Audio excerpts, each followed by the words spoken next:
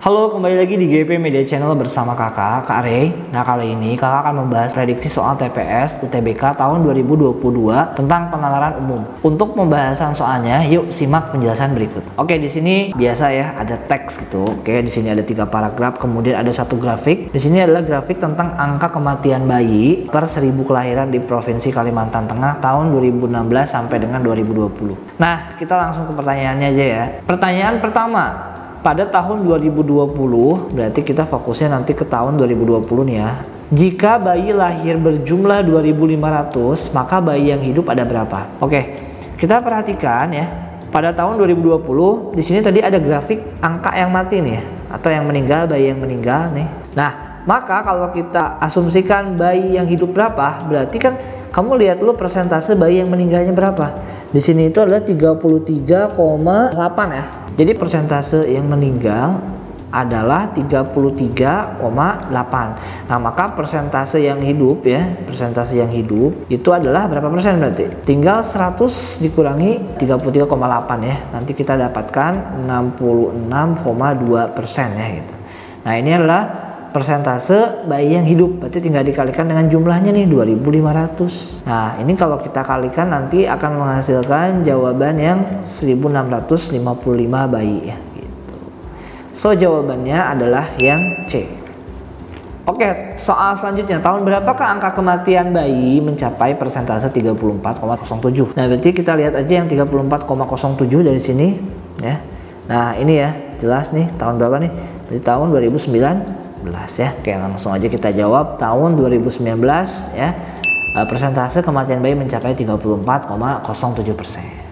Ya, sip. Lanjut ke soal yang ketiga, selisih tertinggi penurunan persentase angka kematian bayi terjadi pada tahun berapa? Jadi kita pengen tahu selisihnya ya, selisih penurunannya ya, penurunan persentase dari tahun berapa aja. Berarti kita tinggal cari aja satu-satu. Oke, ini 34,8 ke 34,57 berarti cuman selisih berapa tuh? 0,23. Tinggal dikurangin aja gitu kan. 80 dikurangi 57. Nah, ini ke sini berapa? Kalau kita lihat ini 57 dikurangi 31 aja berarti 26. Berarti 0,26 ya. Oke, ini ke sini berarti 0, berapa nih? Ya kan 3 tambah 21 berarti ini cuma 0,24 ya kan selisihnya. Nah, yang ini 1407 ini kan 27 berarti ya 0,27. Nah, artinya selisih yang paling tinggi ya penurunannya itu ada di tahun 2019 ke tahun 2020 ya, sebesar 0,27% penurunannya ya. Ini kan turun grafik. So kita cari tahun 2019 sampai dengan 2020 ya. Berarti jawabannya adalah yang D. Oke, lanjut ke soal selanjutnya. Berdasarkan data di atas, hal yang paling mungkin terjadi terhadap angka kematian bayi pada tahun 2021 yaitu kayak gimana? Nah, kalau kita lihat ya dari 4 tahun atau 4 tahun sebelumnya ya, 4 tahun terakhir dari tahun 2016 sampai dengan 2020, grafik ini selalu menunjukkan penurunan ya, penurunan persentase angka kematian bayi. Oke, lihat nih per tahunnya itu selalu mengalami penurunan. Nah, maka yang paling mungkin ya, yang paling mungkin di tahun selanjutnya atau di tahun 2021 itu mungkin terjadi lagi penurunan ya. Nah, jadi yang paling mungkin karena kita hasilnya itu ya mengacu ke grafik ya. Jadi si hasil ini tuh jawabannya mengacu ke grafik tadi. Yang paling mungkin adalah menurun karena grafik itu selalu menunjukkan angka yang selalu menurun ya, persentase yang menurun. So jawabannya adalah yang A. Next, soal yang selanjutnya. Berdasarkan data di atas, angka kematian pada tahun 2021 yang paling mungkin adalah berapa? Nah, di tahun 2021 berarti kan tahun yang baru nih. Nah, karena tadi selalu menunjukkan penurunan, coba kita lihat persentase terakhirnya itu berapa persen nih? Di tahun 2020 sebesar 33,8%. Tahun 2020 ya, itu sebesar 33,8% nih. Nah, berarti untuk tahun 2021 karena yang paling mungkin itu menurun ya, dikarenakan sebelumnya ini grafik-grafik sebelumnya selalu menunjukkan persentase penurunan.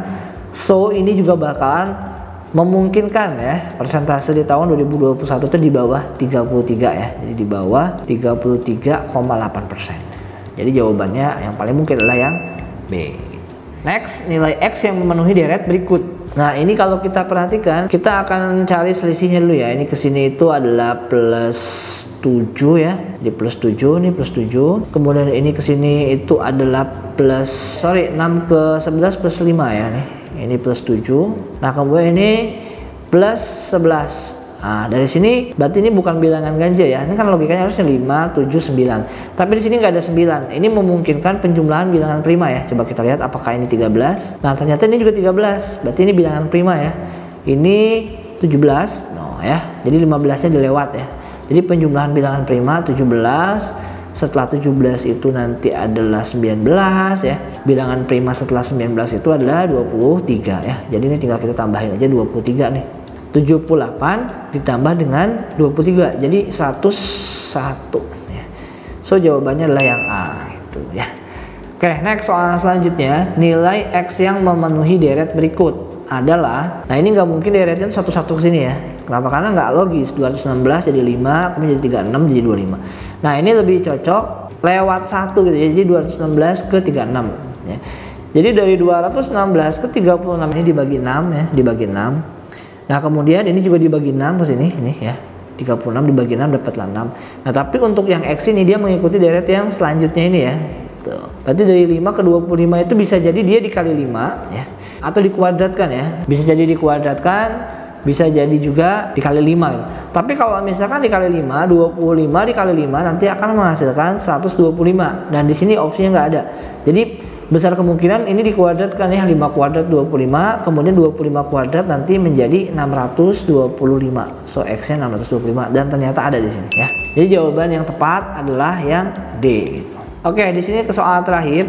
Jika A1, A2 dan A3 itu adalah barisan aritmatika ya, dan A1, A2 kemudian A1 plus A3 adalah barisan geometri, maka A3 banding A1. Nah, kalau deret aritmatika itu dia punya selisih ya. Kayak misalkan contohnya gini, 2, 4, 6, 8. Jadi ada selisihnya nih. Nah, nanti deret aritmatika itu punya pola bahwasanya nilai tengah ini ya, atau 2 kali nilai yang tengah, 2 dikali nilai yang tengah ini akan sama dengan penjumlahan bilangan sebelumnya dan sesudahnya. 2 tambah 6, 8 ya. Jadi ini 8 sama dengan 8. Ingat ya, polanya seperti itu. Ini kita hapus. Jadi untuk yang deret aritmatika ini kita bisa tuliskan apa nih? Aritmatika 2 kali nilai yang tengahnya A2 berarti ya 2 dikali dengan A2 akan sama dengan jumlahin yang ini nih. Nah, A1 ditambah dengan A3.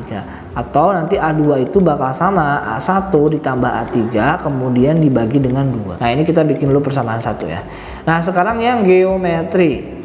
Nah, kalau geometri itu bukan selisih tapi nanti lebih ke rasio ya, perbandingan. Nah, di geometri itu ada pola ya. Kalau geometri kan kayak perkalian itu ya, rasio 2, 4, 8. Berarti ini rasionya kali 2 ya, kali 2 kali 2 kali 2. Nah, nanti polanya itu adalah bilangan yang tengah dikuadratkan itu akan sama dengan perkalian bilangan sebelumnya dan sesudahnya dikali ya. Tuh, 16. Ini 16 sama dengan 16. Ya. Oh, jadi yang ini jadi gimana nih, Kak? Oh, berarti yang ini adalah kayak gini, berarti ini. Yang tengahnya kan A2 nih. Oh, berarti A2 dikuadratkan akan sama dengan ya, bilangan sebelumnya dikalikan dengan bilangan setelahnya. A1 dikali dengan A1 ditambah A3 gitu. Nah, sekarang A2-nya bakal kita substitusi yang ini ya. Jadi kita substitusi. A2-nya kita ganti dengan A1 ditambah dengan A3, kemudian dibagi 2, ini dikuadratkan gitu ya. Sama dengan, nah ini berarti ini kita pisah. Jadi yang atasnya A1 ditambah dengan A3 kemudian dikuadratkan, yang bawahnya juga dikuadratin, 2 kuadrat jadinya 4 gitu kan. Sama dengan A1 di dalam kurung A1 ditambah A3. Nah, perhatikan bagian sini, kita ganti warna biru. Ini kan A1 plus A3, ini juga sama kan. Nah, tapi bedanya ini kuadrat ya. Jadi kalau kita coret ya, ini dibagi gitu kan. Ibaratnya gini deh, 2 kuadrat ya, yang di sini 2. Nah, ini kita bisa coret salah satunya ya. Ini coret 2, ini juga dicoret 1. Nah, jadi tinggal 1 gitu. Ini kan 2 kuadrat tuh kan 2 kali 2 sama dengan 2. Nah, ini kita coret 1 gitu maksudnya. Boleh ya. Jadi tinggal tersisa 2 pangkat 1. Yang ini juga sama gitu kan. Kita coret aja salah satunya. Nah, kita coret ini dan nah, jadi tinggal 1 gitu. A1 tambah A3 ya. Ngerti ya? maksudnya kayak gimana. Sehingga kalau kita rapikan jadi A1 ditambah dengan A3 sama dengan ini 4-nya kali silang ya, jadi 4A1. Jadi kalau sejajar dibagi nih, kalau nyilang melewati sama dengan itu sama kayak dikali ya. Nah sekarang A1-nya kita pindah ruas ke kanan menjadi negatif, jadi 4A1 dikurangi dengan A1 jadi A3 sama dengan 3A1. Pertanyaannya adalah A3 banding A1, berarti A1-nya kita kali silang lagi ke bawah ya, ini kali silang ke bawah.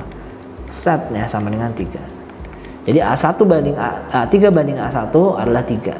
So jawabannya adalah yang C.